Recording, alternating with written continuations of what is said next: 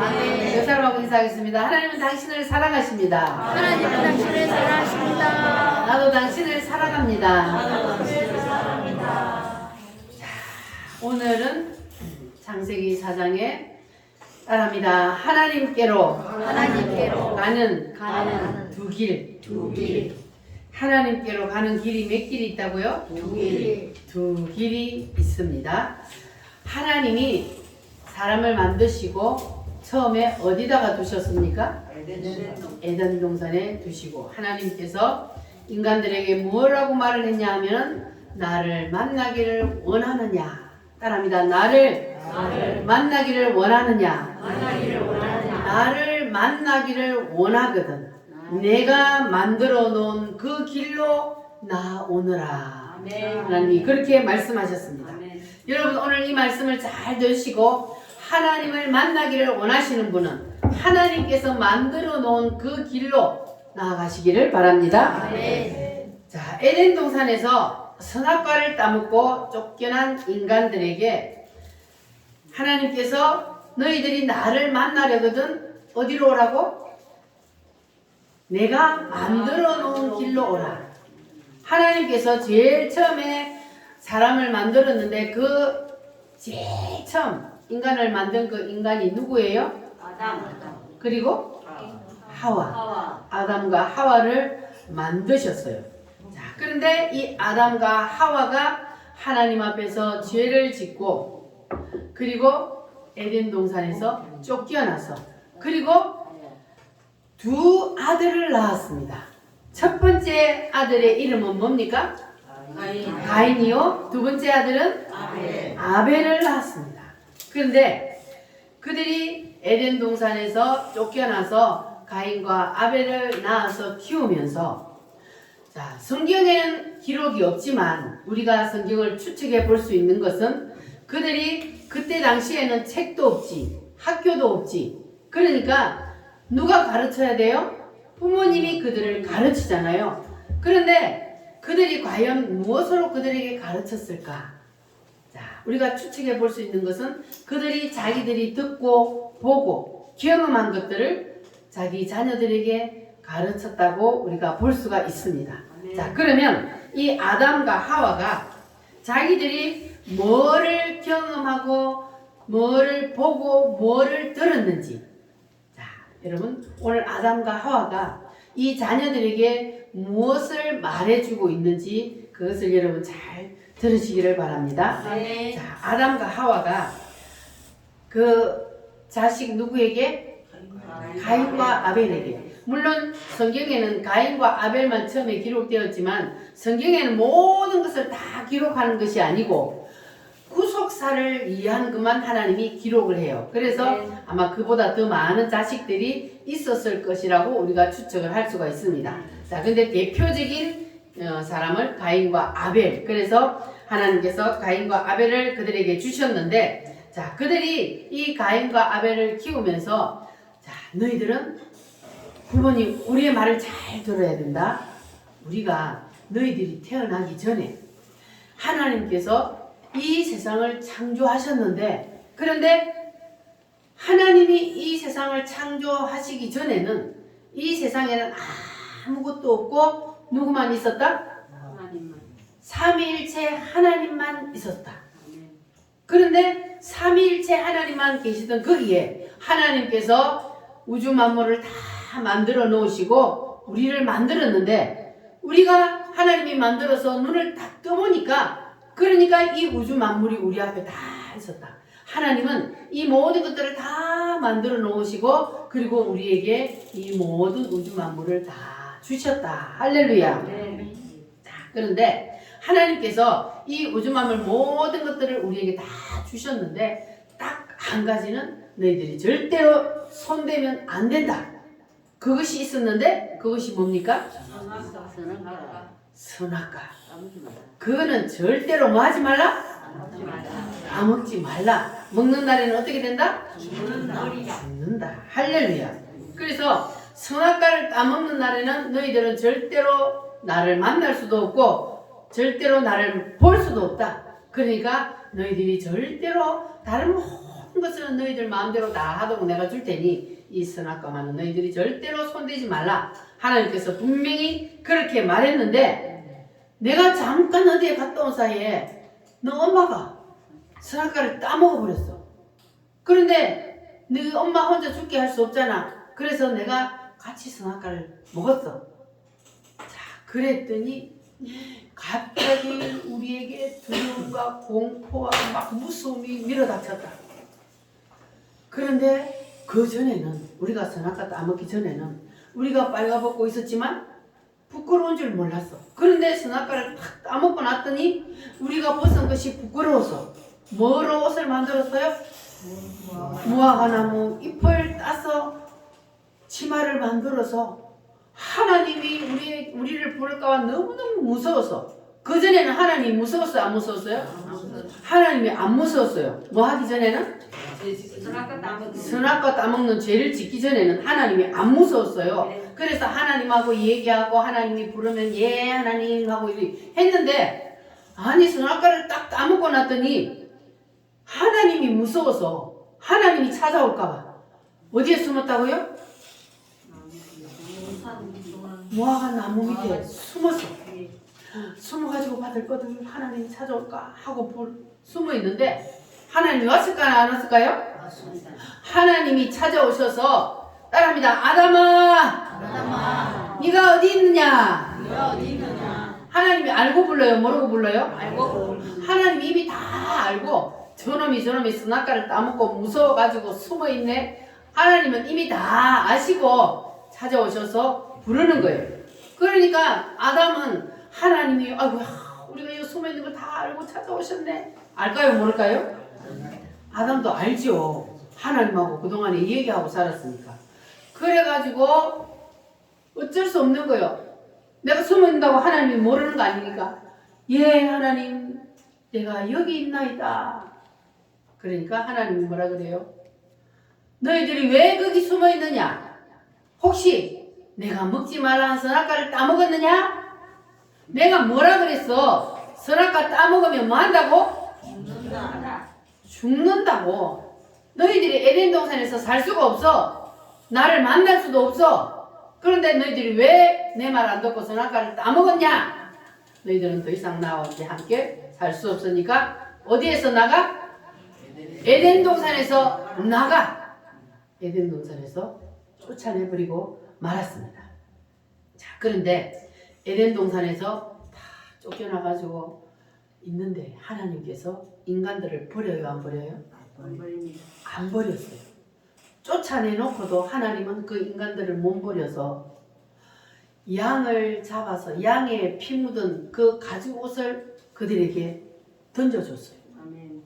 자, 그들이 무슨 옷을 입고 있었다고요? 무화과 나무 잎을 엮어서 치마로 만들어서 하고 있는데 그 무화과 나무 옷은 어때요? 햇빛이 나면 하루 만에 다 말라서 부서져. 자, 그런데 하나님이 최초로 무슨 옷을 입혀줬어요? 가죽옷을 입혀줬어요. 가죽옷. 이때 바로 가죽옷이 나온 거예요. 하나님이 최초로 무슨 가죽옷?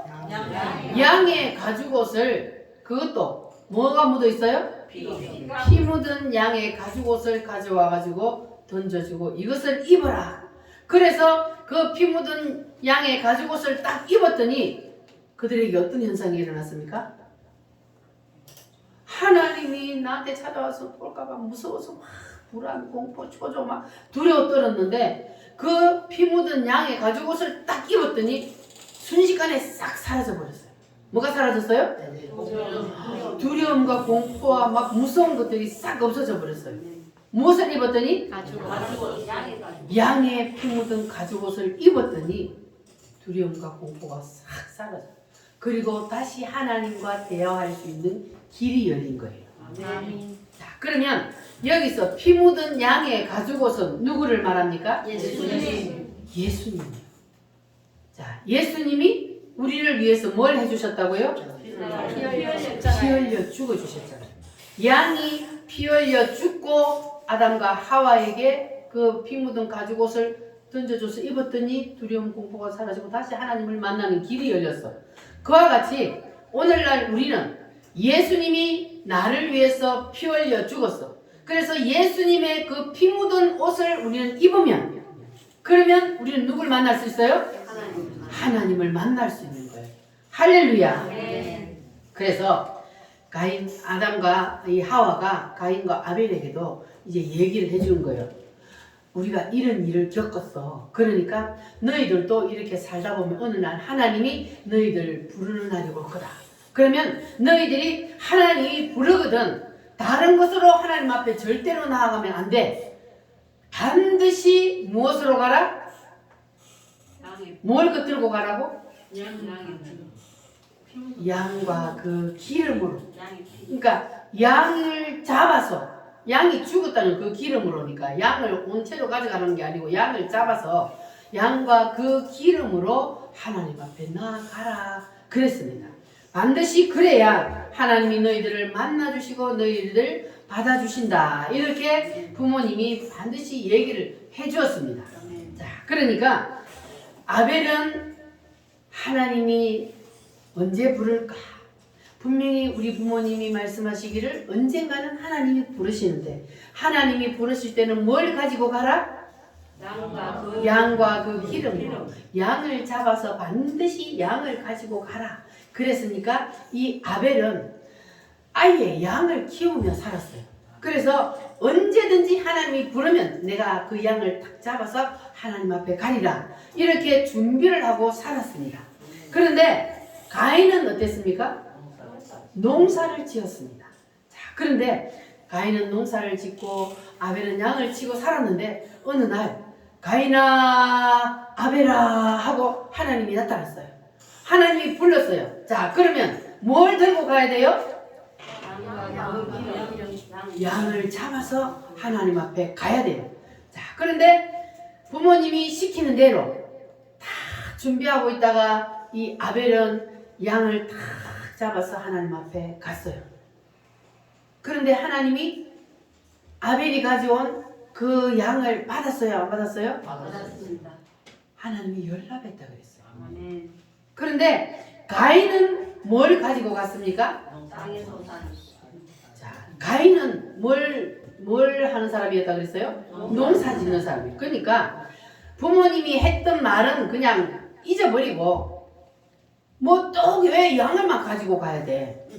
아니 과일도 제일 좋은 거, 곡식도 내가 지었어 제일 좋은 거 정성껏 하나님 앞에 드리면 되지. 왜 꼭 양만 가지고 가야 돼? 이렇게 가인은 생각하고 자기가 농사 지은 것 중에 제일 좋은 것을 가지고 하나님 앞에 드렸어요. 그랬더니 하나님이 받아요 안 받아요? 안 받았어요. 안 받아요. 아니 하나님은 참 이상하시네. 아니 내가 농사 지은 것 중에 제일 좋은 거 정성껏 드리면 하나님 받아야지. 왜 안 받아? 왜 안 받아요? 뭐가 없기 때문에 안 받아요? 피가 없으니까 안 받는 거예요. 그러니까 이 5대 제사에서도 보면 반드시 첫 번째 제사가 뭐예요? 번제예요. 피의 제사예요. 피가 먼저 있고 난 다음에 그 다음에 소제요. 곡식으로 드리는 거예요. 피가 먼저 피로 우리의 죄를 씻음을 받아야 돼요. 그리고 나서 우리가 소제를 하나님 앞에 나아가는 겁니다. 그래야 하나님이 그 제사를 받는 거예요. 그런데 이 가인은 부모가 무슨 말을 하는지 그 말을 기름어 들었어. 여러분도 오늘 이 하나님이 여러분에게 주시는 이 말씀을 기름어 듣지 마시기 바랍니다. 아멘. 이 말씀을 마음에 딱 새겨야 돼요. 아, 하나님 앞에 우리가 나아가서 하나님을 만나려면 반드시 무엇으로? 양의 피가 있어야 되니까 예수님의 옷을 우리가 입어야 된다. 아멘. 예수님의 옷을 입는 것이 뭐냐면 예수님이 나를 대신해서 나의 죄의 문제를 대신해서 피 흘려 죽었기 때문에 그래서 예수의 옷을 입는 것은 예수의 피 묻은 옷을 우리가 입는 거예요. 그래서 하나님께로 나아갈 때는 반드시 예수의 피 묻은 옷을 입어야만 그래야만 누가 만나주셔요? 하나님이 만나주십니다. 할렐루야. 자, 그러니까 이 하나님께서 왜 곡식은 안 되고 먼저는 피 묻은 양의 옷을 가지고 와야 되느냐? 그것은 반드시 하나님께서 이 만드신 언약이에요. 언약. 이거는 그냥 우리가 이유 달면 안 돼. 가인처럼 왜 그래요 하나님? 왜 꼭 그래야 돼요? 이러면 안 되는 거예요. 하나님이 만들어 놓은 법이요. 하나님이 만들어 놓은 법은 우리가 바꿀 수 있어요? 없어요? 하나님이 만들어 놓은 법률이 바로 이 성경이란 말이에요. 이거는 우리가 바꿀 수가 없어요. 하나님이 만들었기 때문에 내 생각에 그거는 하나님 잘못됐잖아요. 이렇게 해야죠. 이거는 내 생각이요. 우리는 하나님이 만들어 놓은 법대로 그냥 따르면 되는 거예요. 그러면 쉬운데 자꾸 내 생각을 가지고 하나님의 생각을 자꾸 무시하니까 아담과 하와처럼 하나님의 생각을 무시해버리고 뭘 따먹었어요? 선악과를 따먹었잖아요. 사단의 유혹에 넘어가면 선악과를 따먹는 거예요. 그래서 우리도 하나님께서 우리에게 언약을 주셨잖아요. 이 언약을 우리는 붙잡아야 돼요. 할렐루야. 그러니까 우리는 하나님 앞에 나아갈 때 반드시 가인과 아벨에게 그 부모님이 뭘 들고 가라 그랬다고요? 피 묻은 양의 가죽 옷을 던져주셨던 것처럼 양을 잡아서 가라. 그러면 그 양은 오늘날 우리에게는 무엇이다? 예수님이다. 믿어지십니까? 자, 그러니까 이 가인과 아벨이 하나님 앞에 했던 그 행동들, 그것이 바로 오늘 우리가 누구의 길로 가야만 하나님을 만날 수 있느냐. 하나님이 오늘 이 말씀을 통해서 우리에게 그걸 보여줘요. 그러면 우리는 가인의 길로 가야 하나님을 만나요? 아벨의 길로 가야 하나님을 만나요? 아벨의 길로 가야 반드시 우리는 하나님을 만날 수 있습니다. 그러니까 오늘 여러분 하나님을 만나기 위해서 나오셨죠? 그럼 누구의 길로? 아벨의 길로 나오는 사람은 하나님을 만날 수 있을 줄 믿습니다. 할렐루야. 그래야만이 그러면 하나님이 응답을 하셔요. 아벨의 길로 나야만이 하나님이 만나주시지, 가인의 길로 나오면 하나님이 예배 드린다고 아무리 하나님 앞에 나와서 앉아서 하나님 불러도 하나님 대답해요, 안 해요? 내 생각으로 예수 앞세우지 아니하고 하나님 앞에 나와서 예배 드리는 거 하나님이 받지 않는다는 거. 그러면 가인의 길은 뭘까요? 가인의 길은 오늘날로 말하면 인본주의요. 자기 생각으로. 가인이 그랬잖아요. 뭐 꼭 양이어야 돼? 내가 농사 지은 것 중에 제일 좋은 것 갖다 드리면 되지. 이게 지 생각이잖아요. 하나님의 뜻은 뭐예요? 양이요. 양을 잡아가야 돼. 그런데 이 가인은 지 생각을 가지고 하나님 앞에 나아가는 거예요. 오늘날도 성도들 중에 지 생각으로 하나님 앞에 나와서 앉아있는 사람 많아요. 인본주의로, 자기 생각으로. 그거는 종교요, 종교. 기독교는 종교가 아닙니다. 근데 종교로, 자기의 생각으로, 인본주의로 하나님 앞에 나와서 예배를 드리고 헌금하고 찬송해도 하나님 그거 받아요, 안 받아요? 하나님 그거 안 받아요. 그러니까 오늘 내가 하나님 앞에 나와서 지금 우리가 제사를 드리고 있잖아요. 구약식으로 말하면 제사를 드리는데 우리가 하나님 앞에 나와서 제사를 드리면 뭘 들고 나와야 돼요? 양을 들고 나와야 되는데요. 우리는 오늘날 양을 들고 오는 게 아니고 뭘 앞세우고 와야 된다고요? 예수님. 예수님이 우리의 죄를 대신해서 피 흘려 죽어 주셨기 때문에 예수님이 우리에게는 어린 양이라 그랬잖아요. 그리고 우리는 어린 양 대신 예수님을 앞세우고 와야만이 하나님이 우리의 예배를 받아주시고 우리가 드리는 헌금도 연락하시고. 할렐루야. 그래서 반드시 누구를 앞세워야 한다? 예수님을 반드시 앞세워야, 그래야만이 우리가 하나님을 만날 수 있고 하나님이 우리의 예배를 연락하시는 줄 믿으시기를 바랍니다. 아멘. 할렐루야. 자, 그래서 우리는 아벨처럼 따지지도 말고 묻지도 말고 누가 시키는 대로? 하나님이 시키는 대로, 하나님의 말씀대로만 그냥 따라가면 돼. 그냥 바보처럼 따라가면 돼. 이게 머리가 똑똑한 사람, 머리를 쓰는 사람은 자꾸 자기 머리를 굴리니까, 그러니까 예수님을 제대로 믿을 수가 없는 거예요. 누구의 생각으로? 자기의 생각으로 예수를 믿으려니까 예수님이 믿어지지가 않는 거예요. 그러나 우리는 뭐 하라고요? 묻지도 말고, 뭐 하지도 말고, 따지지도 말고, 뭐 하라고? 그냥 믿으시기 바랍니다. 하나님의 말씀과 우리의 생각은 비교할 수가 없기 때문에 우리는 내 생각에 하나님의 말씀이 이해가 안 돼도 안 믿어져도 그냥 아멘으로 받아들이시면 그러면 여러분에게 큰 은혜와 복이 될 줄 믿습니다. 할렐루야. 자, 그러니까 아까 말씀드렸듯이 죄를 지은 인간이 하나님을 만나는 길을 하나님이 두 가지 길을 만들었어요. 한 가지 길을 만들었어요. 두 가지. 하나님을 만나려면 하나님. 딱 한 가지 길이요. 두 가지 길 없어요. 딱 한 가지 길인데 누구를 통해서 가는 길? 예수님을 통해서 가는 그 길밖에 없습니다. 그래서 예수님이 이 땅에 오신 거예요. 아멘. 우리에게 그 길을 만들어 주시기 위해서 예수님께서 오셔서 우리의 죄의 문제를 해결하기 위해 피를 흘려주시고 우리가 하나님 앞에 나아가고 우리가 하나님을 만날 수 있도록 하나님과 대화할 수 있도록 길을 만들어 주셨단 말이에요. 할렐루야. 여러분 믿으십니까?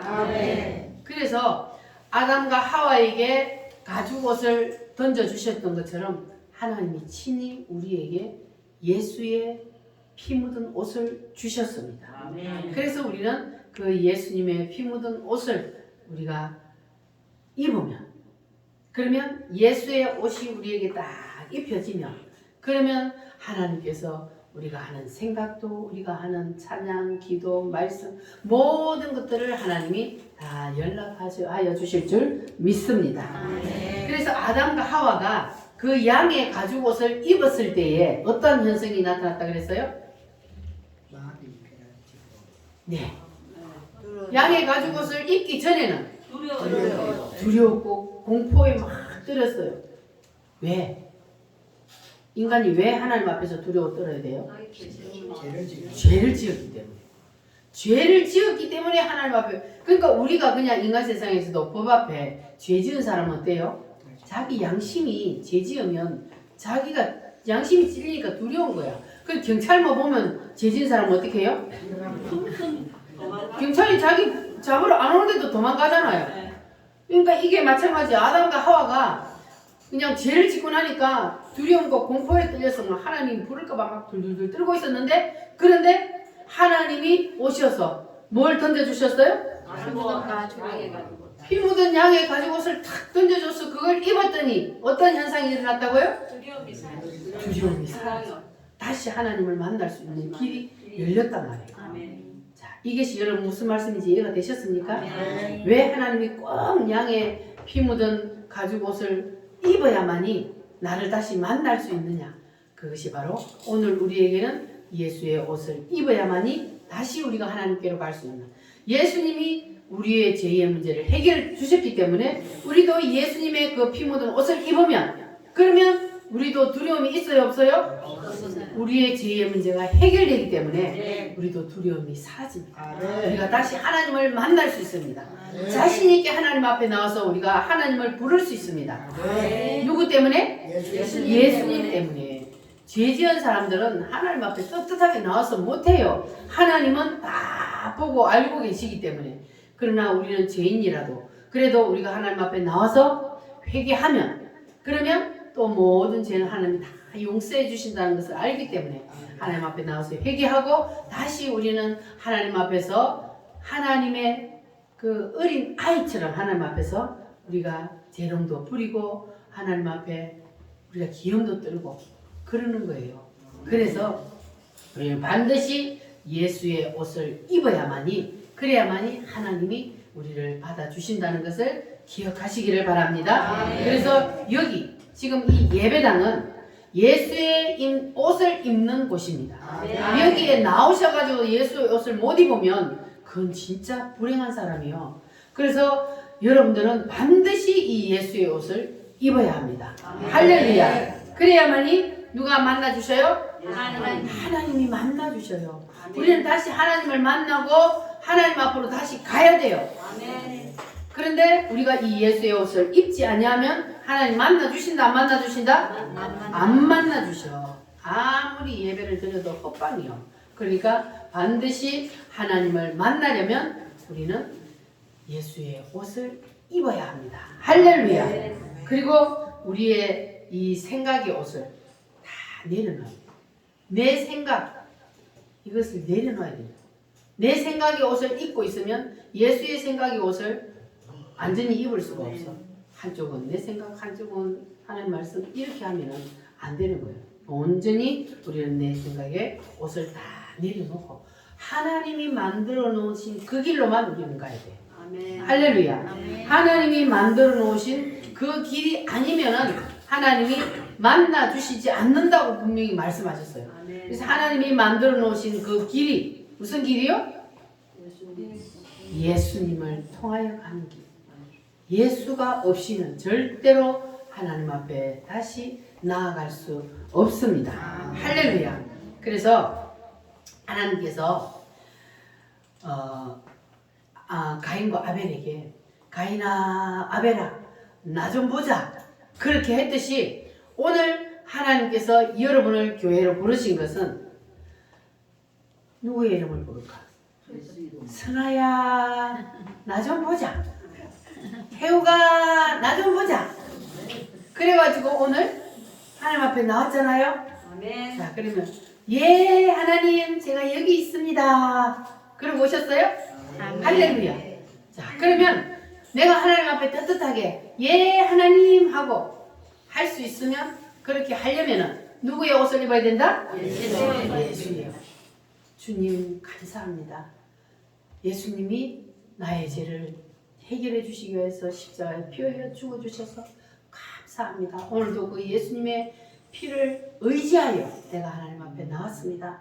지난 한 주 동안 내가 세상에서 내 생각으로 내 행동으로 지은 모든 죄 용서해 주시옵소서.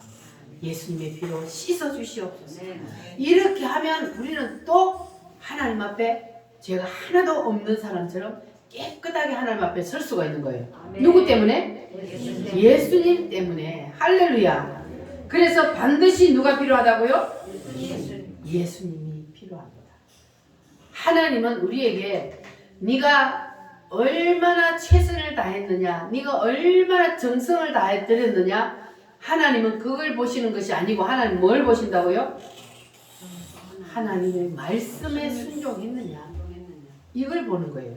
말씀에 순종하고 그 다음에 최선을 다하고 그 다음에 정성을 다하는 거지 정성과 최선이 앞서가면 안 되는 거예요. 가인처럼. 그래서 우리는 하나님 앞에 나아갈 때 우리가 예수님의 피를 의지하고 그리고 난 다음에 최선과 정성을 다해 하나님 앞에 예배할 때 그럴 때 하나님께서 우리 예배를 연락하여 주실 줄 믿습니다. 할렐루야. 그러니까 오늘 우리가 이제 절대로 우리는 가인의 길로 가면 안 되고 누구의 길로? 아벨의 길로 가야 되는데 그 아벨의 길로 가려면은 누구를 앞세워야 된다? 예수님을 앞세워야 된다. 할렐루야. 그래서 우리가 무슨 일을 하든지 예수님이 나를 위해서 흘리신 그 피를 우리가 늘 생각하고 우리가 성찬식을 하는 이유가 뭐라 그랬습니까? 성찬식을 하는 이유는 예수님이 나를 위해서 흘리신 그 피를 생각하고 나를 위해서 찢기신 그 살을 생각하고 그것을 기념하기 위해서 우리가 성찬식을 한다 그랬잖아요. 그래서 우리가 매주 그렇게 성찬식을 하지 않는다 할지라도 우리는 날마다 말씀의 성찬을 받는 거예요. 말씀을 통하여서 예수님의 피를 의지하고 예수님의 살을 의지하여 그래서 예수님의 피와 살이 나의 모든 죄를 해결하고 그래서 우리는 그 예수님 때문에 오늘도 주님 앞에 나와서 담대히 예배할 수 있고 하나님을 찬양할 수 있게 해주신 그 하나님 앞에 우리는 감사하면서 예배해야 합니다. 그래야 하나님이 우리의 예배를 연락해 주시고 우리의 찬송을 연락해 주시는 줄 여러분 믿으시기를 바랍니다. 자, 다시 점검합니다. 자, 가인과 아벨이 하나님이 부르면 무엇을 가지고 하나님 앞에 가야 된다? 그런데 가인은 뭘 가지고 갔다? 곡식을 가지고 아벨은 양을 가지고 갔다. 그러면 가인의 제사를 받았어요? 아벨의 제사를 받았어요? 가인의 제사는 왜 안 받았어요? 피가 피가 없기 때문에. 피 흘림이 없은즉 사함이 없느니라. 반드시 피 흘림이 있어야 인간의 죄가 사함을 받습니다. 아멘. 누구의 피? 예수의 피. 우리 인간들은 피 아무리 흘려봤자 소용없어요. 죄인이기 때문에. 그래서 하나님이 오셔서 죄 없는 예수님이 우리 대신 피를 흘려주시기 때문에 그 피를 의지하고 우리가 하나님 앞에 나아가면 하나님은 그 예수의 피를 보시고 우리의 예배를 연락하시는 줄 믿으시기를 바랍니다. 할렐루야. 자, 오늘은 제가 예배를 짧게 마치는 이유는 우리가 중요한 것을 한번 유튜브를 통해서 시청을 하기 위해서인데, 자, 이거는 뭐냐 하면은 우리 어르신들은 우리 나이만 해도 별로 체험을 못 하는데, 우리 어르신들은 옛날에 우리나라 얼마나 못 살았습니까? 그렇게 못 살았는데 우리나라를 이렇게 잘 살게 만든 사람이 누구예요? 이승만과 박정희가 이 나라를 이렇게 잘 살게 만들었어요. 자, 그런데 이렇게 우리나라가 잘 살게 된 이유는 우리 어르신들이 우리 윗대에서 나라를 살리기 위해서 저 독일의 광부로 그리고 간호사로 가가지고 엄청나게 고생을 했어요. 간호사들은요 말이 안 통하잖아요. 너무 나라 갔는데 말이 안 통해. 거기서 말이 안 통하니까 죽은 시체를 닦는 일을 했대요. 얼마나 그 젊은 간호사들이 가서 눈물을 흘리면서 그 시체를 닦으면서 그 돈을 가지고 우리나라에 이렇게 경제를 일으키고, 광부들은 지하에 들어가서 그걸 탄광 그걸 캐면서 그 고생을 해서 그래서 이 나라를 살리는 일을 했단 말이에요. 그렇게 우리 선조들이 피를 흘려 진짜 그들은 자기들의 피와 땀을 흘린 거예요. 거기서 그렇게 해가지고 이 나라를 이렇게 잘 사는 나라로 만들었단 말이에요. 근데 지금 젊은 사람들이 나라가 너무 잘 사니까 옛날에 그 어려운 시절을 전혀 몰라. 어른들은 애들 젊은 사람들은 우리 해오기하고 선아하고 알아요? 그때 밥을 못 먹었다 그러면 젊은 애들이 뭐라 그런다고? 밥 없으면 라면 먹지. 라면이 어딨어. 그때는 그냥 바다에 가서 막 뜯어다 먹고 산에 가서 뜯어다 먹고, 우리 어릴 때만 해도 그냥 산에 가서 솔 뜯어 먹고 오만 거 다 뜯어 먹었잖아요. 그죠? 그러니까는 우리가 이렇게 건강한 거는 그때 하도 좋은 약초를 많이 먹었거든. 소나무 가지 먹었지, 송진 먹었지, 앵감 따 먹었지, 비비 따 먹었지. 요런 약초들을 우리는 먹고 살았어. 왜냐면 먹을 게 없어가지고. 그래서 이 선조들이 이렇게 해가지고 나라가 지금 잘 사는 나라가 되었단 말이에요. 자, 그런데 이 젊은이들이 그걸 너무 몰라. 그래서 육군사관학교 장교님이 이 사관생도들을 교육시키기 위해서 이렇게 해서 이 나라가 지금 잘 살게 되었다는 그것을 편지를 써서 이 영상으로 만들었는데, 그것을 우리가 한번 보면서 이 나라가 정말 이렇게 해서 잘 살게 되었다는 것을 우리가 다시 한번 되새기는 그러한 시간을 한번 가져보도록 하겠습니다. 휴. 우리 대한민국의 장래를 짊어질 개혁과 선진의 주체 젊은이들이여, 여러분들은 5, 60대가 겪은 아픔을 얼마나 알고 있는가? 그대들은 조국을 위하여 과연 얼마만큼 땀과 눈물을 흘렸는가? 지금 여러분이 누리는 풍요로운 지혜는 지난날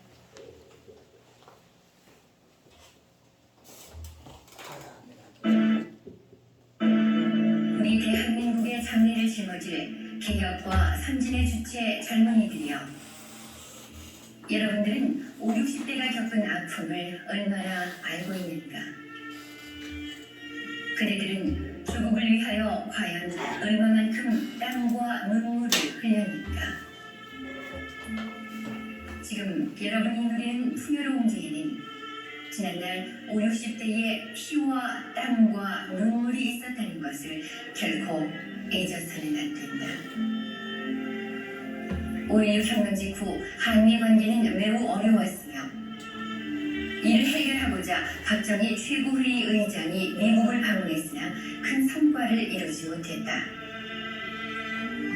특히 필요한 원조를 얻는 데 어려움이 있었다. 그 당시 한국에 돈을 빌려준 나라는 지구상 어디에도 없었다. 지푸라기라도 잡고 싶은 마음에 우리와 같이 분단된 공산국 동독과 대치한 서독에 돈을 빌리러 대사를 파견해서 1억 4천만 마르크를 빌리는 데 성공했다. 당시 우리는 서독이 필요로 한 간호사와 광부를 보내주고 그들의 봉급을 담보로 잡혔다. 고졸 출신 파독 광부 500명을 모집하는데 4만 6천 명이 몰렸다. 그들 중에는 정규대학을 나온 학사 출신도 수두룩했다. 면접 볼 때 손이 고와서 떨어질까봐 가만 연탄에 손을 비비며 거친 손을 만들어 면접에 합격했다. 서독 항공기가 그들을 태우기 위해 온 김포공항에는 간호사와 광부들의 가족, 친척들이 흘리는 눈물로 바다가 돼 있었다. 낯선 땅 서독에 도착한 간호사들은 시골 병원에 뿔뿔이 흩어졌다. 말도 통하지 않은 여자 간호사들에게 처음 맡겨진 일은 병들어 죽은 사람의 시신을 닦는 일이었다. 어린 간호사들은 울면서 거지에 알코올을 묻혀 딱딱하게 굳어버린 시체를 이리저리 굴리며 닦았다. 하루 종일 닦고 또 닦았다. 남자 광부들은 지하 1000m 이상의 깊은 땅 속에서 그 뜨거운 치열을 받으며 열심히 일했다. 하루 8시간 일하는 서독 사람들에 비해 10몇 시간을 그 깊은 지하에서 석탄 캐는 광부 일을 했다. 서독 방송 신문들은 대단한 민족이라며 가난한 한국에서 온 여자 간호사와 남자 광부들에게 찬사를 보냈다. 세상에 어쩌면 저렇게 업적스럽게 일할 수 있을까 해서 붙여진 별명이 코리안 엔젤이라고 불렸다. 몇 년 뒤 서독 르비케 대통령의 주대로 박 대통령이 방문하기도 했다. 그때 우리에게 대통령 전용기는 상상할 수도 없어. 미국의 노스이스트 항공사와 전세계 계약을 체결했지만 쿠데타군에게 비행기를 빌려줄 수 없다는 미국 정부의 압력 때문에 그 계약은 일방적으로 취소됐다. 그러나 서독 정부는 친절하게도 국빈용 항공기를 우리나라에 보내주었다. 어렵게 서독에 도착한 박 대통령 일행을 거리의 시민들이 플랜카드를 들고 뜨겁게 환영해줬다. 코리안 간호사 만세, 코리안 광부 만세, 코리안 엔젤 만세. 영어를 할 줄 모르는 박 대통령은 창밖을 보며 감격에 겨워 땡큐 땡큐만을 반복해서 외쳤다. 서독에 도착한 박 대통령 일행은 리브케 대통령과 함께 광부들을 위로 격려하기 위해 탄광에 갔다. 고국의 대통령이 온다는 사실에 그들은 500여 명이 들어갈 수 있는 강당에 모여들었다. 박 대통령이 수행원들과 함께 강당에 들어섰을 때 작업복 입은 광부들의 얼굴은 시커멓게 그을려 있었다.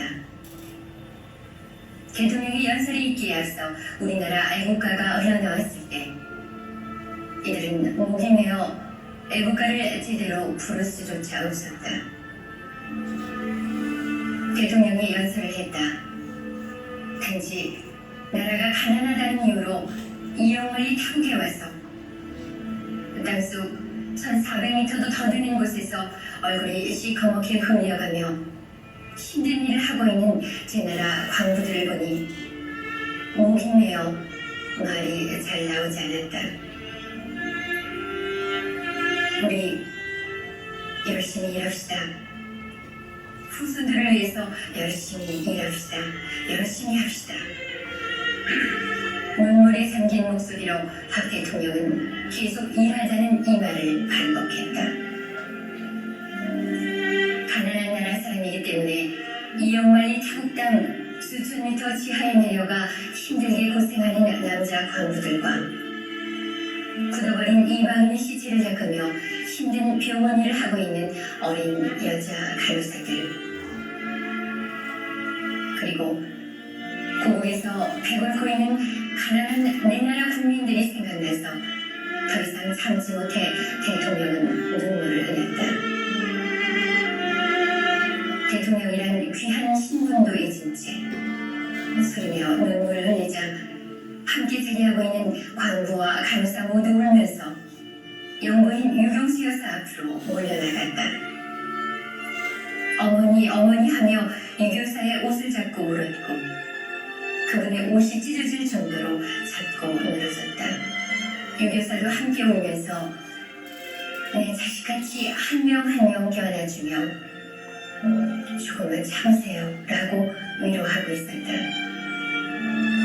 광부들은 레비케 대통령 앞에 큰절을 하며 울면서 고맙습니다. 고맙습니다. 한국을 도와주세요. 우리 대통령님을 도와주세요. 우리 모두 열심히 일하겠습니다. 무슨 일이든 하겠습니다를 수없이 반복했다. 레비케 대통령도 울고 있었다. 연설이 끝나고 강당에서 나오자 미처 그곳에 들어가지 못한 여러 광부들이 떠나는 박 대통령과 유경수 여사를 붙잡고 우리를 두고 어디 가세요? 고향에 가고 싶어요. 부모님을 보고 싶어요. 하며 떠나는 박 대통령과 유교사를 놓아줄 줄 몰랐다. 호텔로 돌아가는 차에 올라탄 박 대통령은 계속 눈물을 흘렸다. 옆에 앉은 르베케 대통령은 손수건을 직접 주며 우리가 도와주겠습니다. 서도 국민들이 도와주겠습니다. 라고 신주 말했다. 서도 국회에서 연설하는 자리에서 박 대통령은 돈 좀 빌려주세요. 한국에 돈 좀 빌려주세요. 여러분들의 나라처럼 한국은 공산주의와 싸우고 있습니다. 한국이 공산주의자들과 대결에 이기려면 분명 경제를 일으켜야 합니다. 그 돈은 꼭 갚겠습니다. 저는 거짓말 할 줄 모릅니다. 우리 대한민국 국민들은 절대로 거짓말하지 않습니다. 공산주의자들을 이길 수 있도록 돈 좀 빌려주세요를 반복해서 말했다. 당시 한국은 자원도 돈도 없는 세계에서 가장 못 사는 나라였다. 유엔에 등록된 나라 수는 120여 개국. 당시 필리핀 국민 소득 170불, 태국 220불 등 이때 한국은 76불이었다. 우리 밑에는 다양 인도만 있었다. 세계 120개 나라 중에 인도 다음으로 못 사는 나라가 바로 우리 한국이었다. 1964년 국민소득 100달러. 이 100달러를 위해 탱군 할아버지부터 무려 4,600년이라는 오랜 세월이 걸렸다. 이후 그대들이 말하는 이른바 우리 보수 수구 세력들은 머리카락을 잘라 가발을 만들어 외국에 내다 팔았다.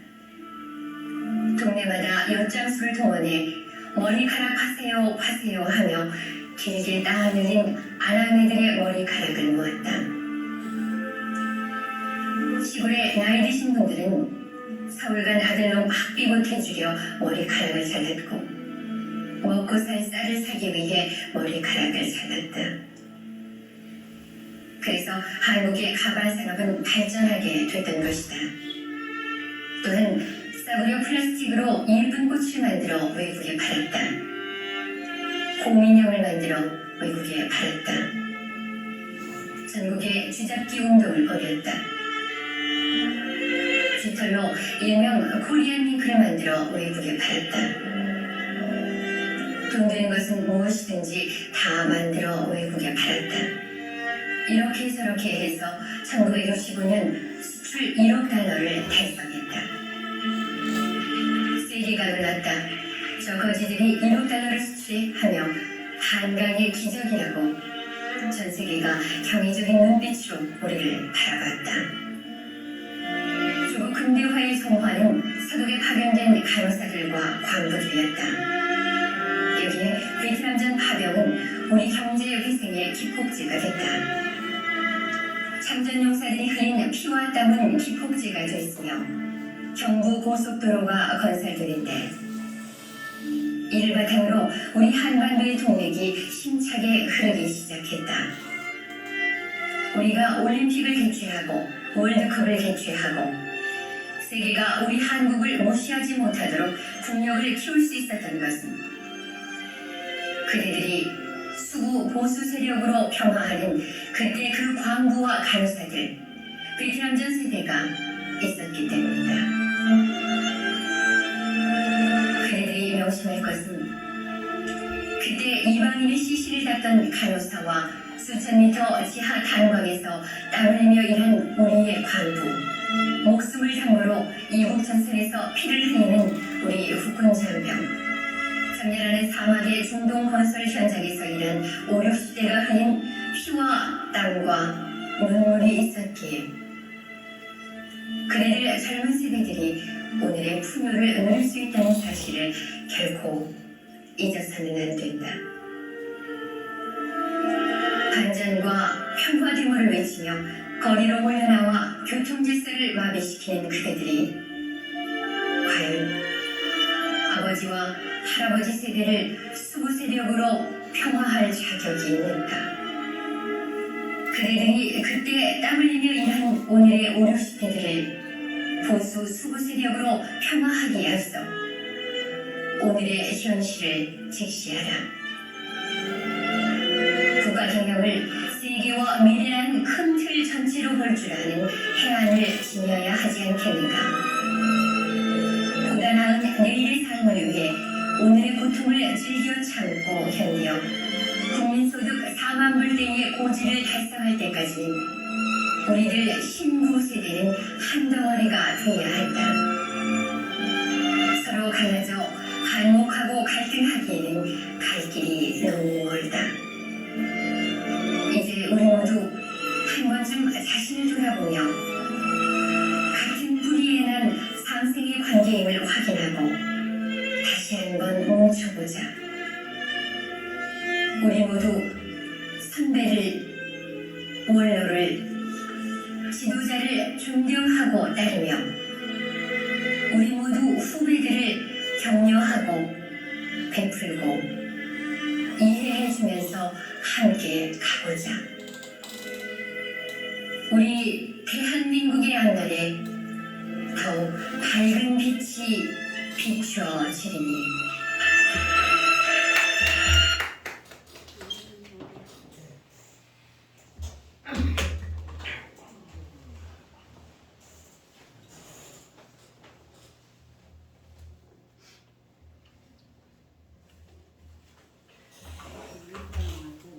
아무도 눈물 안 흘리네.